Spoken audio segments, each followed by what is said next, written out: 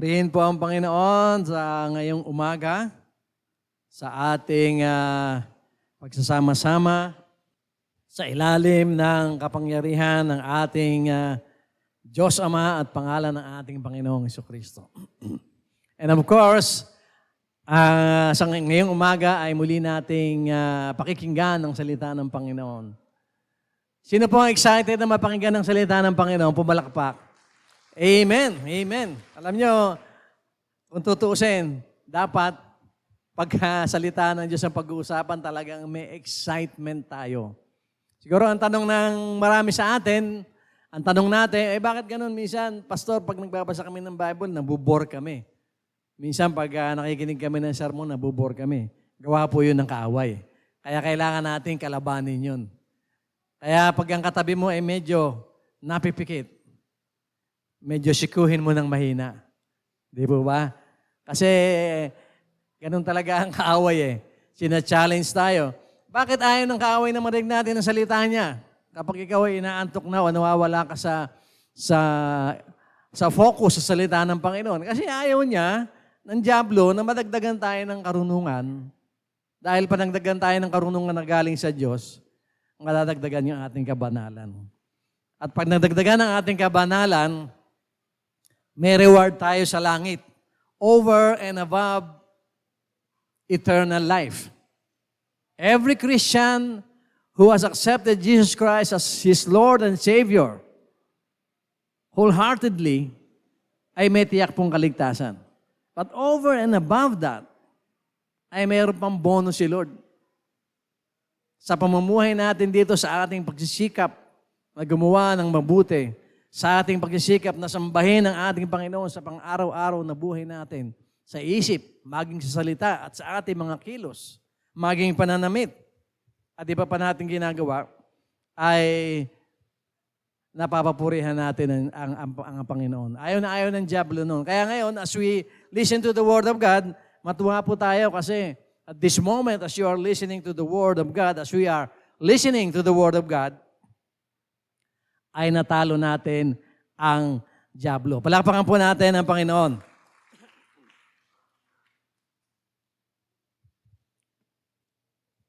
Ako po ay excited pag naririnig ko yung salitang lalaki at babae.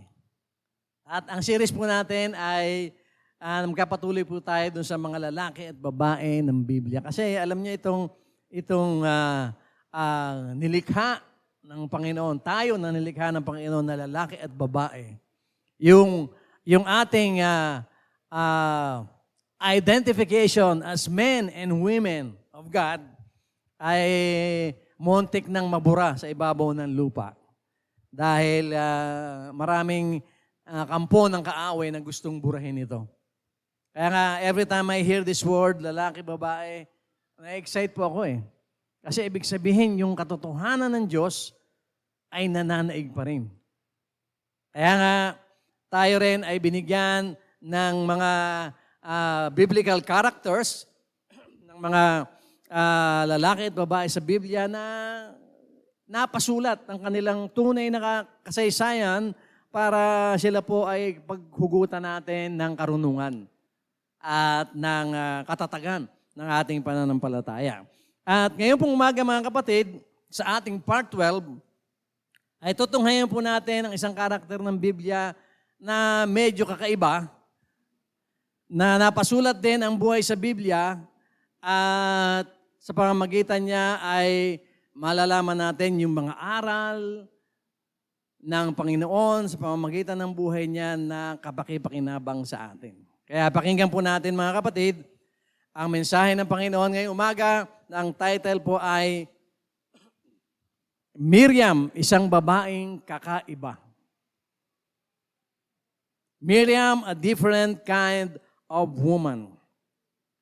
Kapag binabasa po natin ng Bible, pag naaalala natin ng Ten Commandments, pag naaalala natin ng Exodus, pag naaalala natin ng pagtawid sa dagat na pula, ang pagtawid sa Ilog Jordan ng mga Israelita para sakupin ang lupang pangako, ang lagi nating naalala ay si Moises. Hindi po ba? Kung minsan naalala rin natin si Aaron, ang kapatid po ni Moises.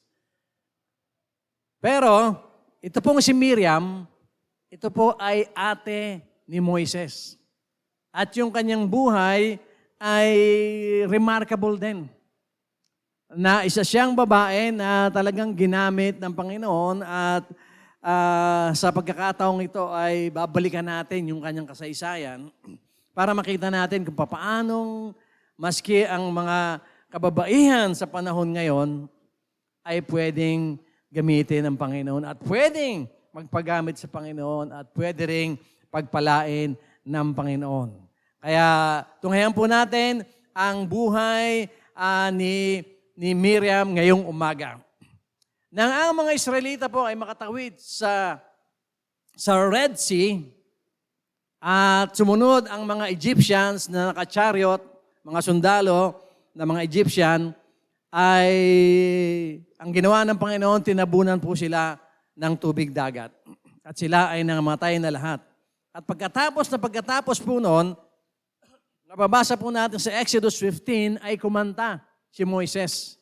Panahon po kasi noon, mahilig silang umawit eh. Mabilis silang gumawa ng kanta. Although, hindi nila nire-record yung kanta. Hindi nila nilalagyan ng nota. Sa tingin natin, ayon po sa mga dalubhasa, ang kanilang kanta na sinasabi rito ay medyo patula. At si Moises sa kanyang kagalakan, siya ay umawit. Ang inawit ni Moises, ang lyrics niya, ay yung istorya ng pagkakaligtas sa kanila ng Panginoon mula sa mga Egyptians. Paanong hinati ng Diyos ang dagat, at sila ay tinawid, kinakantayin ni Moises, at pagkatapos sila mga tawid, ay tinakpan ng dagat ang hukbo ng mga Egyptians. At masaya itong inaawit ni Moises sapagkat ito ay tagumpay ng Panginoon. Paglipat naman po sa Exodus 15, sa verses 20 and 21, ay mababasa naman po natin na itong si Miriam ay pinikap niya kung saan tumigil si Moises sa kanyang pag-awit. Siya rin ay umawit at siya ay tumugtog. Ang sabi po sa Exodus chapter 15 verse 20 and 21, matapos na umawit si Moises, kumuha ng tamburin si Miriam na propeta at kapatid ni Aaron. At pinangunahan niya ang mga babae sa pagtugtog ng tamburin at pagsayaw. Si Moises siguro hindi marunong magsayaw. Pagkatapos niyang kumanta, sabi ni Miriam, teka, wala ba kayong mga pangsayaw dyan para kay Lord? So kumuha siya ng tamburin, nanguna siya sa sayaw, and then umawit din siya. At ang lyrics ni Miriam ay mababasa po natin sa verse 21. Inawit ni Miriam ang awit na ito sa kanila. Umawit kayo sa Panginoon dahil lubos siyang nagtagumpay. Itinapon niya sa dagat ang mga kabayo at mga sakay nito, referring to the Egyptian army na nilamon po ng Red Sea. So makikita natin dito na bagamat pag binabasa po natin ang Exodus, ang kasaysayan ng Exodus, panaka po natin napapansin si Miriam, pero makikita po natin dito sa binasa natin sa Exodus 15, 20 hanggang 21 na meron din siyang leadership. At lagi siyang nakasuporta kay Moises. Bagamat siya ay ate ni Moises, si Moises naman ang ginawang leader ng Israelites. And so, sa pagiging leader ni Moises at siya bilang kapatid, ate ni Moises, ay suporta naman siya. Very supportive siya. Sabi niya, kumakanta si Moises, kulang sa saya, kailangan may sayawan. Kumuha siya ng tamburin, sumayaw din siya. At kumanta rin siya ng kanyang sariling kanta para bigyan ng kapurihan ang Panginoon. Makikita po natin dito ang isang babae na si Miriam na nagdiriwang ng labis-labis yung kagalakan niya. Dahil, isipin nyo naman mga kapatid, kung kasama ka ron sa mga Israelites na tumawid sa dagat na pula. Nung hindi pa inahati yung dagat, takot ang mga Israelita. Kasi wala na silang pupuntahan eh. Na-sandwich na sila ng Egyptian at saka ng dagat. And at that point, yung ibang mga Israelita na rebellious, kinakars na si Moises. dinadala mo kami rito para patayin yung bang purpose mo? Ganon. So, nararamdaman nyo rin siguro kung kayo nandun yung takot. At kung kayo si Miriam, yung takot at yung pangamba mo na masira ang leadership ng iyong kapatid. Hindi po ba? So, natatakot siya, maaaring naguguluhan siya, maaaring nananalangin na rin siya, Lord, anong gagawin namin? Kami ay nasandwich ng Egyptians at ng dagat na pula, saan kami pupunta? Dinala niyo ba kami rito para patayin lamang? Maaaring itinanong din yun ni Miriam. And then, nung mahati yung dagat, kitang-kita rin ni Miriam yun. Kitang-kita niya kung paano ang kanyang kapatid na si Moises ay tinaas ang kamay at ang kanyang baston at itinuro sa dagat na pula at nahati. Yung dagat na pula. Ganun na lamang ang kagalakan malamang ni Miriam. Sabi niya, okay ang kapatid ko, talagang ginagamit siya ni Lord. Siguro sabi niya sa mga Israelita, kapatid ko yan. Biro mo yung nakaganon si Moises, sinahati yung dagat. Kapatid ko yan. Tapos tara, tawid na tayo. Habang tumatawid ng dagat, I would imagine na manghang-mangha si Miriam sa kapangyarihan ng Diyos. Isipin mo, naglalakad ka, yung pader na yun, tubig. Tapos ang tinadaanan mo, tuyong. Siguro nakikita pa nila yung mga isda ron. Parang dalawang malaking aquarium sa magkabila nila. So, ma-imagine natin yung amazement ni Miriam, yung involvement ng kanyang emotion sa lahat ng ito. At nung makatawid na sila, eto na naman, natakot na naman sila. Eto na yung dumadagundong na mga chariot na mga Egyptian. Tinawid na yung dagat dahil hinati nga ni Lord eh.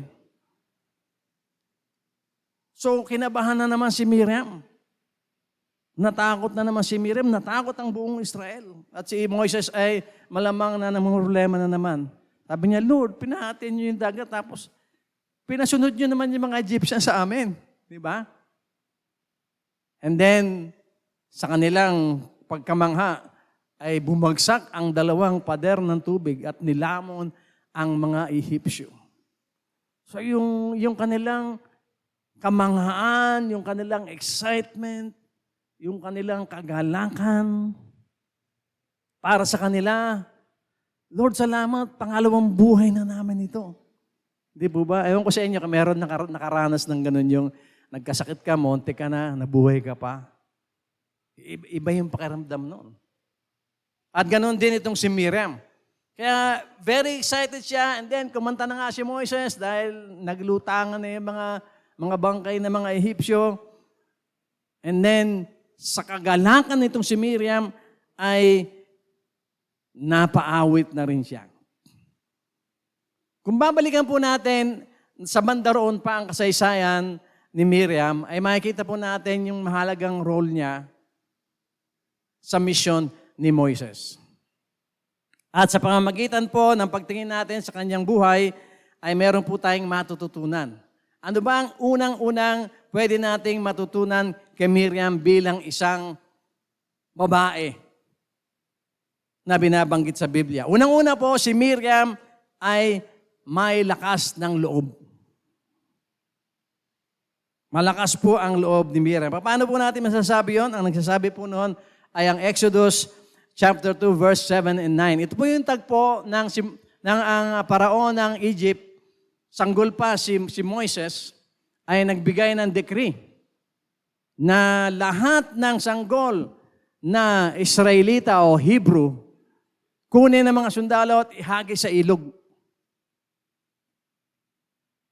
Subalit, ang nanay po ni Moises, of course, sa guidance ng Panginoon, ay hindi niya sinuko si Moises. Tinago niya.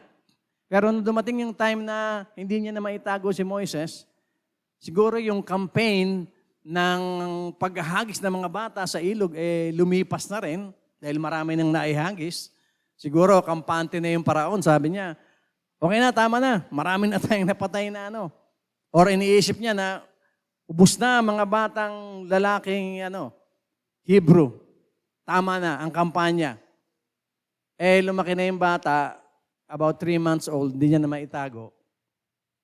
So gumawa siya ng paraan, gumawa siya ng basket, nilagyan ng alkitran, nilagay yung bata sa basket, at itinulak po sa ilog para magpalutang-lutang. Pero meron siyang malinaw na plano. Yung nanay po ni Miriam at ni Moises. At pinasunod niya ang kanyang anak na si Miriam bilang panganay. At ganito po ang nangyari. Nang ang basket na kinalagyan po ni Moises ay lumulutang-lutang na, ito po ay lumutang ng malapit doon sa mga prinsesa ng kaharian ng Ehipto na naliligo po. At katakataka na si Miriam ay nandun, nagbabantay. Ibig sabihin, may plano sila all the while, ang nanay niya at saka siya. At malamang plano nila, ilagay natin si Moises sa basket at ilapit mo doon sa prinsesa. Kasi si Moises, ang sinasabi po sa Biblia, hindi siya maibigay ng nanay niya para patayin, ihagi sa ilog. Unang-una sabi kasi, magandang bata. Pogi itong si Moises. And so, alam na nung nanay nila na si Jochebed, na pag nakita nun ng prinsesa, kukunin ito, aampunin ito. Bukod pa sa sinasabi ng Panginoon. And so, nakabantay si Miriam from afar, tinitignan niya yung basket, nung ito ay makita na ng prinsesa, lumapit na siya. Siguro nakita ni Miriam, tama si mama, nagandahan yung prinsesa sa kapatid ko. Kasi pinagkaguluhan siguro ng mga alalay ng prinsesa at yung prinsesa, alam niyo naman ng mga babae, pag natuwa talaga namang hindi maitatago yung kalagayan sa tuwa.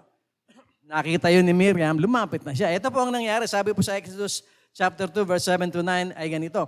Pagkatapos lumapit ang kapatid na babae ng sanggol sa prinsesa at nagtanong, si Miriam po ito, gusto niyo bang ikuha ko kayo ng isang babaeng Hebreo na magpapasuso at mag-aalaga sa sanggol para sa inyo?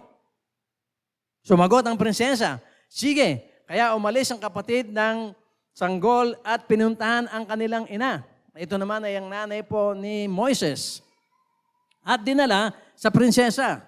Sinabi ng prinsesa sa ina ng bata, not knowing na ito talaga ang tunay na ina ni Moises, alagaan mo siya at babayaran kita. Kaya kinuha niya ang sanggol at inlagaan. Sa unang tingin, napakaganda po ng istorya.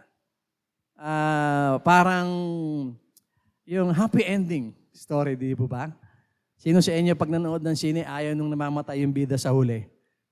Di ba maraming ganun eh. Sayang pera ko na namatay yung bida. Di ba? Ayaw natin noon.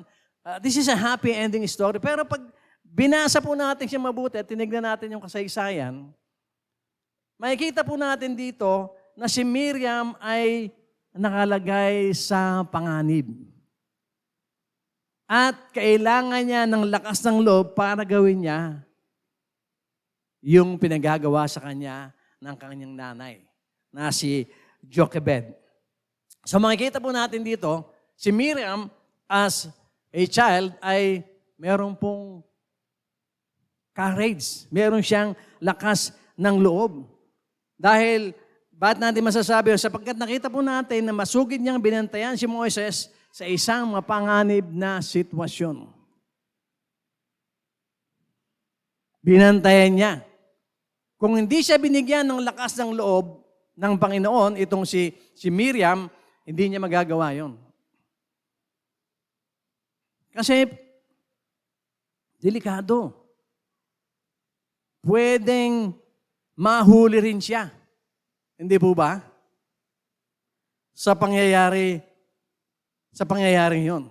Kaya, yung kanya pong lakas ng loob ay kahanga-hanga bilang isang bata. Parang tayo rin mga kapatid, mga anak natin, na pagka sumusunod sa Panginoon, kahit na hindi madaling sumunod sa Panginoon, sumusunod pa rin. Umahanga tayo. Kasi alam niyo, dito sa mundong ito, pag hindi malakas ang loob mo bilang mananampalataya, ay bibigay ka sa sanlibutan. Di po ba? Pero itong si Miriam ay malakas ang kanyang loob. At makikita din po natin dito, sa kanyang kalakasan ng loob, siya ay naging bahagi ng dakilang kasaysayan ni Moises at ng kanyang inang si Jochebed. Natatandaan niya, minsan naging topic po natin si Jochebed. Pero without Miriam, ay hindi natin alam kung ano mangyayari sa ministry ni Moises at sa kanyang nanay. Makikita po natin na very significant yung role ni Miriam sa kanyang pamilya because of her courage. At kung titignan natin mga kapatid, ay ang labanan nung ginagawa ni Miriam na bantayan si Moises at i-implement yung plano ng kanyang nanay ay napakadelikado. Yung nag-decree na ang lahat ng batang lalaki ay hulog sa ilog para malunod ay Paraon. Ang kakausapin niya, anak ng Paraon. Paano na lamang kung sabihin ng anak ng Paraon, hindi ka sumusunod sa aking ama, hulihin niyang batang yan. Bakit may kapatid kang buhay pa hanggang ngayon? Dapat yung batang yan 3 months ago ay nalunod na. Hindi po ba? At ang labanan dito parang Miriam and 10 Gulayat.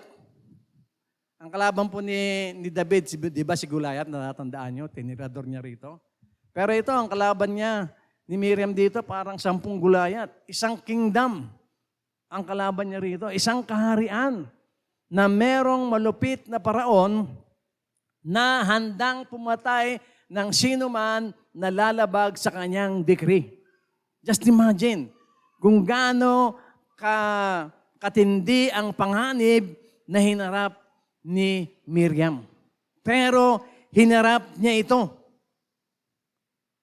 At dahil doon, nagamit siya ng Panginoon para biguin ang malupit na plano ng paraon. Imagine, isang batang babae na binigo ang plano ng Panginoon. Maraming napatay na sanggol ang paraon. Pero dahil kay Moises, alam niyo na ang istorya. Hindi po ba? Si Moises, he rose from the ranks. Naging prinsipe siya. Sabi ng iba, si Moises ay isang great general, great physician, and great engineer. At sa bandang huli, naging banta siya sa kaharian ng Ehipto. At sa bandang huli, nakita natin, pinalaya ng mga Ehipto ang mga Hebrew dahil sa kanya. Dahil ginamit siya ng Panginoon.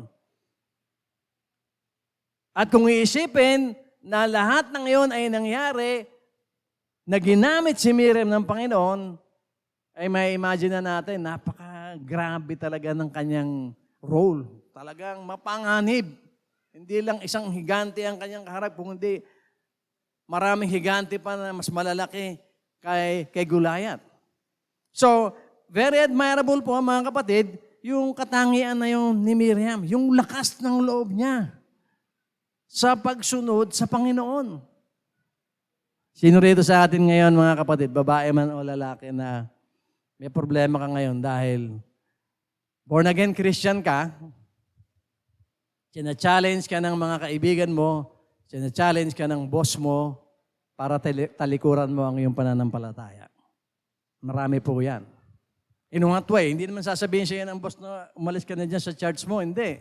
Kung hindi, gawin mo ito. Gawin mo itong masamang ito. Si Miriam at ang kanyang nanay ay hindi pumayag, sinasabi ng Panginoon na i-give up si Moises para patayin. Pero, nangyari ang lahat ng iyon dahil dun sa remarkable na lakas ng loob ni Miriam. At sa panahon ngayon, mga kapatid, mga palalaki, mga pababae, kailangan natin ito. So that we could stand up for Jesus. Di po ba? Kung hindi man by way of persecution, by way of winning souls. Sino sa atin ang natatakot na mag-win ng kaluluwa? Huwag niyo nitaas ang kamay ninyo. Tandaan po niyo si Miriam. Batang maliit, pero malakas ang loob na gawin ang kalooban ng Diyos. Amen po ba? Palakpakan po natin si Lord. Isa pa pong katangian ni Miriam na napakagandang sundan natin ay ang pagpapagamit niya sa Panginoon bilang kanyang tagasunod at propeta. Si Miriam po ay isa ring propeta. At mababasa po natin sa bilang 12:1-2, bago ko po basahin ito, ay bibigyan ko po ng konting background. Ito po yung pagkakataon na itong si Miriam ay nagrebelde kay Moises. Kasama niya si Aaron. Pero dito po nabanggit na siya ay propeta. At siya ay nakikipag-usap sa Panginoon. Sa verse 2, makikita niyo po dyan, ang sabi niyo dito, sa pamamagitan lang ba ni Moises nakikipag-usap ang Panginoon? Nakikipag-usap din siya sa amin. So si Miriam po ay isang propeta. Ibig sabihin siya po ay merong spiritual gift. Ito pong si Miriam. At sinasabi pa sa ibang bahagi ng Biblia na maaring itong si Miriam ay nakakakita ng mga pangitain, visions and dreams.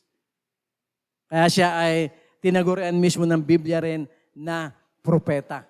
Doon po sa unang verse na binasa natin, yung ating sermon verse, mababasa natin dito, sinabi na sa Exodus 15:20, kumuha ng tamburin si Miriam na propeta at kapatid ni Aaron. Ibig sabihin siya po ay merong spiritual gift. Ito pong si Miriam. Alam niyo po, marami sa atin ang hindi natin nare-realize, maaring hindi pa natin nare-realize yung ating spiritual gifts. Pero marami po sa mga Kristiyano yung nakakakita ng vision. Marami po sa mga Kristiyano ang nananaginip na kinakausap sila ng Panginoon or may pinapakita sa kanila ang Panginoon. Kamakailan lamang po, meron tayong binaptize. Binaptize ko siya, mag-asawa sila. And so, hindi ko matandaan kung tinanong ko siya na, meron po ba kayong nakita nung kayo inilubog ko sa tubig? Parang hindi niya sinagot. So, matapos siyang baptize, so kinongratulate natin, and then, uwian na po, humayo na. Tapos nabalitaan ko siguro about mga isang buwan after that, na yung palang binaptize natin, nung nabaptize po siya dyan, may sakit siya eh. May sakit siya. Nung siya ay umahon sa tubig, nakita niya yung sickness niya na iwan doon sa tubig. I think he is a stroke victim. Mahinang-mahina po siya. Hindi po siya makapaglakad dati ng walang gabay. Much less para i-manage po yung ating hagdanan. Pero nagulat po ako, after a while, nakita ko po, umakyat siya dyan, nakangiti. Kasi simula nung unang-una ko po siyang makita, hindi ko po siya nakitang ngumiti. Kasi nga may sakit eh. Pero this time, nakangiti na siya, wala nang tungkod, wala nang alalay, at masayang-masayang bumababa sa hagdanan at pumapanik sa hagdanan, may nakita pala siya. Meron pala siyang spiritual gift. Maybe some of you here, nakaupo kayo dyan ngayon, meron pala kayong spiritual gift, meron pala kayong visions na nakikita, nananaginip pala kayo na galing sa Panginoon, na hindi nyo alam na galing pala sa Panginoon yun. Maybe some of you are already thinking ngayon na, nga no, nangyari din sa akin yun. Spiritual gift po yun. At si Miriam ay meron po noon at ito po ay dapat nating ikagalak yung magkaroon tayo ng spiritual gift. Bakit? Ano po ba yung spiritual gift? Ang spiritual gift po ay bigay ng Panginoon.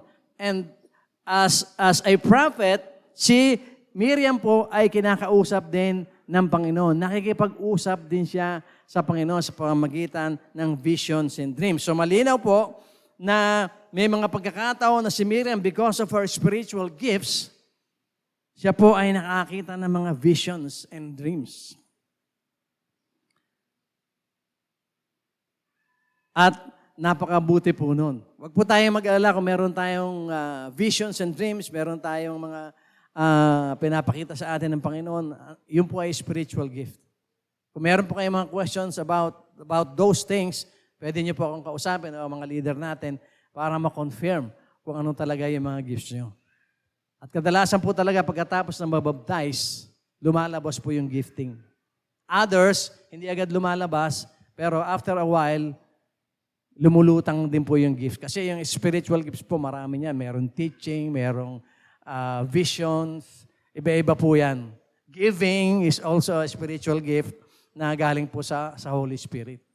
At si Miriam po ay meron yan. At ang Diyos nga ay nangungusap sa pamamagitan niya at sa pamamagitan niya rin o ng kanyang spiritual gift ay nakatulong siya ng malaki kay Moises na itawid sa disyerto at dagat na pula ang Israel.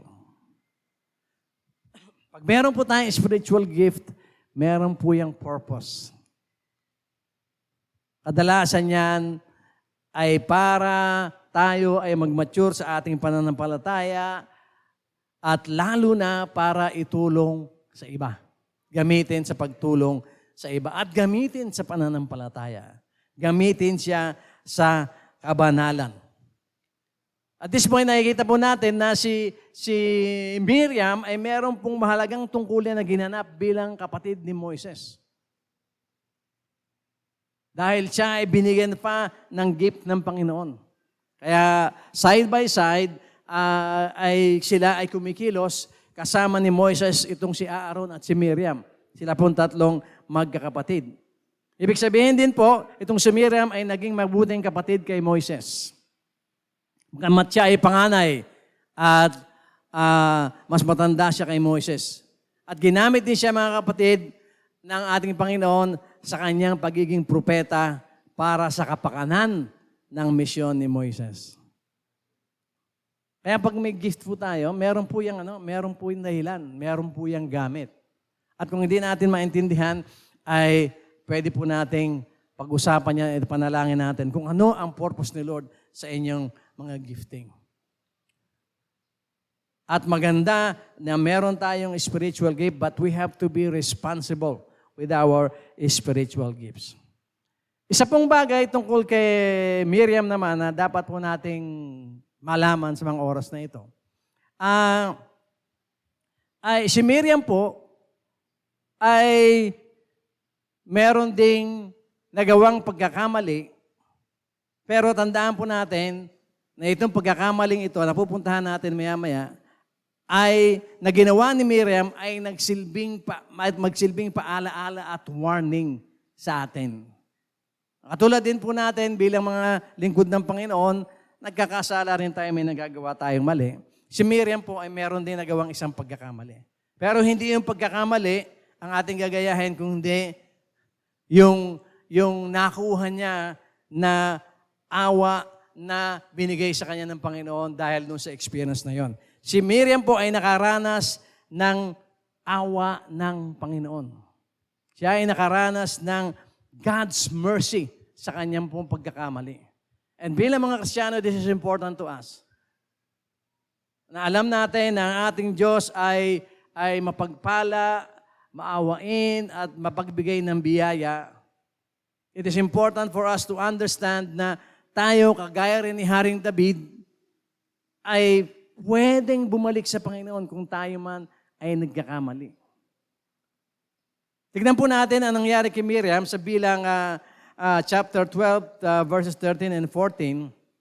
Ito po yung pagkakataon na nagalit po ang Diyos kay Miriam at kay Aaron dahil nagalit sila kay Moises, nag-asawa ng isang babae na hindi Hebreo. Nagalit po sila at dahil doon, nagrebelde sila kay Moises. Yun nga yung binasa ko kanina, sabi ni Miriam, bakit? Kay Moises lang ba nakikipag-usap si Lord? Nakikipag-usap din naman sa amin si Lord. Yun po ang sabi po ni Miriam at ni Aaron. Pero si Miriam po ang nag-lead ng uprising na yon. So ang nangyari kay Miriam, mga kapatid, ay binigyan ng ketong ng Panginoon. Nagkaketong siya. Namuti ang kanyang balat at siya ay nagkaketong. Sa panahon noon, pag nagkaketong ka, hindi ka pwede sa loob ng city. Kailangan sa labas ka ng city, titira. at ikaw ay meron daladalang bell para ka nagtitinda ng binatog, habang naglalakad ka, pinapatugtog mo yon. Di para magbenta ng binatog, kung hindi, bilang warning sa mga tao na may dumarating na merong ketong. So lumayo kayo. Ganun po yung nangyari kay Miriam. Pero, ang kahanga po rito ay yung awa ng Panginoon ay binigay kay Miriam. Basahin po natin. Ang sabi po rito ni Moises, nung nakita niya na yung kanyang ate ay namuti dahil sa ketong, nagmakaawa po si Moises. Ito po ang sabi sa verse 13. Kaya nagmakaawa si Moises sa Panginoon. Sabi niya, O Diyos ko, nakikiusap po ako sa inyo na pagalingin ninyo si Miriam. Sumagot ang Panginoon kay Moises, hindi ba't kapag dinuruan siya ng kanyang ama sa mukha para pasamain siya, ay pagdurusahan niya ang kahiyan sa loob ng 7 araw? Kaya palabasin siya sa kampo sa loob ng 7 araw. Pagkatapos ng 7 araw, maaari na siyang makabalik. What is the point? What is the significance here? The significant thing here is the grace of God. Yung awa sa kanya ng Panginoon. Naging mabuti pa rin ang Diyos kay Miriam sa kabila ng kanyang pagrebelde laban kay Moises. Basahin po natin yung Bilang chapter 12, verses 6 hanggang 8.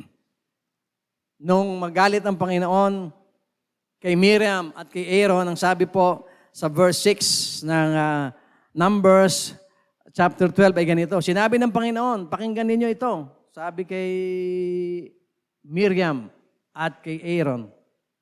Hindi si Aaron na nakasalamin. Yung Aaron po sa panahon noon. Okay? Ang sabi, pakinggan nyo ito, kung may propeta ako na nasa inyo, nakikipag-usap ako sa kanya sa pamamagitan ng pangitain at panaginip. Pero hindi ako ganoon makipag-usap sa aking lingkod na si Moises na mapagkakatiwala ang pinuno ng aking mga mamamayan. Kung makikipag-usap ako sa kanya, parang magkaharap lang kami dahil ang aking sinasabi sa kanya ay malinaw talaga. Parang nakikita niya ako. Kaya bakit kayo natakot? Bakit hindi kayo natakot magsalita ng masama laban sa aking lingkod na si Moises? So makikita natin dito na sa kabila ng ginawa ni Miriam na ikinagalit ng Panginoon, ay naging mabuti pa rin ang Diyos sa kanya sa kabila ng kanyang pagrebelde kay Moises. Yung biyaya ng Panginoon, yung awa ng Panginoon as it applied to Miriam. Siguro marami sa inyo magsasabi, pwede niyo sabihin, dapat pinatay na ni Lord si Miriam dahil nagrebelde siya kay Moises. Pero hindi po ganoon ang ginawa ng Panginoon. Sa kabila ng maling ginawa ni Miriam, ang isinagot ng Panginoon ay awa. Bakit? Dapat sana nga ay kunin na ni Lord ang kanyang buhay. Pero binigyan lang siya ng ketong for 7 days. And after that, nakabalik na siya. She went back to the fold, balik na siya sa kampo as if everything were normal. Binigyan siya ng panibagong pagkakataon ng Diyos. Itong si Miriam. Hindi binilang ng Diyos ang kasalanan niya na isang kasalanan na dapat parusahan ng kamatayan. Larawan ito mga kapatid ng awa at biyaya ng Diyos sa Kanya at sa atin din. Sa pamamagitan po ng buhay ni Miriam ay pinapakita sa atin ng Diyos ngayon kung paano siya maawain at maunawain at mapagligtas sa atin sa ating mga kasalanan. Sa panahon ngayon natin, sa pamamagitan ng ating Panginoong Hesukristo. Kung meron tayong dapat gayahin kay Miriam na mabuti, huwag naman nating tularan yung kanyang paghirebelde sapagkat hindi mabuti yon. Maraming paraan na mararanasan po natin ang awa ng Diyos, pero huwag sa kaparusahan ng paghirebelde. Nakita po natin sa buhay ni Miriam, very useful siya sa Panginoon, but there came a time na siya ay nagkamali, nagkasala, pero siya ay pinatawad ng Panginoon. Binigyan ng disiplina, pero pinatawad pa rin ng Panginoon. Ang kasaysayan po ni Miriam ay nagbibigay sa atin ng mga aral, maging tayo man ay lalaki o babae, ay meron itong itinuturo sa atin. Ano po ang tinuturo nito sa atin? Maging malakas ang loob natin at huwag tayong matakot na paglingkuran ang Panginoon. Mapalagay man tayo sa mga inconvenient o mapanganib na sitwasyon. Anong dinadaanan natin ngayon mga kapatid na inconvenient situation? Huwag po tayong sumuko, huwag po tayong matakot. Sometimes, being in a family na ikaw lang ang Christian is very inconvenient. Very inconvenient in the sense na hindi ka makalayo dahil pamilya mo sila. Pero hindi mo sila kasama sa pananampalataya. And sometimes, inuusig nila tayo. Huwag po tayong matakot. Sa halip, lakasan natin ang ating loob. Alam natin na may plano ang Diyos at hindi niya tayo pababayaan. At kung meron tayong mga spiritual gift, tinuturo sa atin ng buhay ni Miriam, gamitin natin ito sa ikaluwalhati ng Diyos. Sa maturity natin at sa pagtulong natin sa ibang tao. At mag-ingat din tayo sa ating mga spiritual gifts, mga kapatid. At tiyakin natin na ito ay magbunga ng maganda sa ating pananampalataya at magamit natin ito ayon sa kalooban ng Diyos. Sa kabuuan, mga kapatid, lahat ng meron tayo ay paglingkod natin sa Diyos para tayo ay lalo pang pagpalain niya. Balik-balikan po natin ang buhay ni Miriam, yung kanyang lakas ng loob, yung kanyang pagpapagamit sa Diyos, yung biyaya na natanggap niya sa Panginoon. All of those are available to us. Kailangan lang natin na i-access ang ating makapangyarihan Diyos sa pamamagitan ng ating Panginoong Yesus. At lahat ng wisdom na ito na itinuro ng buhay ni Miriam ay magagamit po natin para sa ating paglago sa pananampalataya, pagtatag ng ating pananampalataya, pagsamba sa ating Diyos, at pagtulong po natin sa iba. Purihin po natin ang Panginoon. Amen.